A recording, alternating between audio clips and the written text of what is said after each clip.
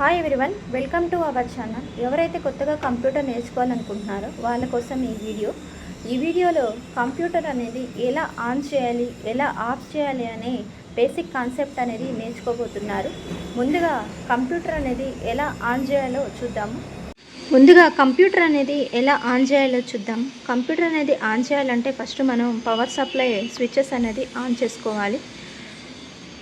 ఇక్కడ మీకు 2 స్విచెస్ అయితే కనిపిస్తున్నాయి చూడండి. ఒకటి మానిటర్ కనెక్షన్స్కి, ఒకటి వచ్చేసరికి సిపియూకి. ఈ 2 స్విచెస్ అయితే ఆన్ చేసుకోవాలి. ఫస్ట్ ఆన్ చేసుకున్న తర్వాత నెక్స్ట్ సిపియూకి పవర్ సప్లై బటన్ ఆఫ్ చేసుకోవాలి. సిపియూ మీద పవర్ సప్లై బటన్ ఉంది కదా, ఈ సిపియూ మీద పవర్ సప్లై బటన్ మీద క్లిక్ చేయండి. నెక్స్ట్ ఇక్కడ మానిటర్ మీద కూడా పవర్ సప్లై బటన్ ఉంటుంది. ఇది కూడా ఆఫ్లో ఉంటే కనుక మీరు ఆన్ చేసుకోండి. ఇవి రెండు ఆన్ చేసుకున్న తర్వాత కొన్ని నిమిషాల్లోనే మీకు మానిటర్ స్క్రీన్ అనేది ఆన్ అయిపోతుంది.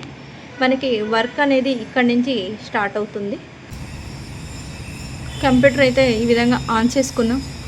మరి కంప్యూటర్ ఆఫ్ చేయడం ఎలాగో చూద్దాము. కంప్యూటర్ అనేది ఆఫ్ చేయాలంటే కనుక మనం డైరెక్ట్గా స్విచెస్ అనేది ఆఫ్ చేయకూడదు. మీరు అదే పనిగా స్విచెస్ అనేది ఆఫ్ చేస్తే ఆపరేటింగ్ సిస్టమ్ అనేది వర్క్ అవ్వదు.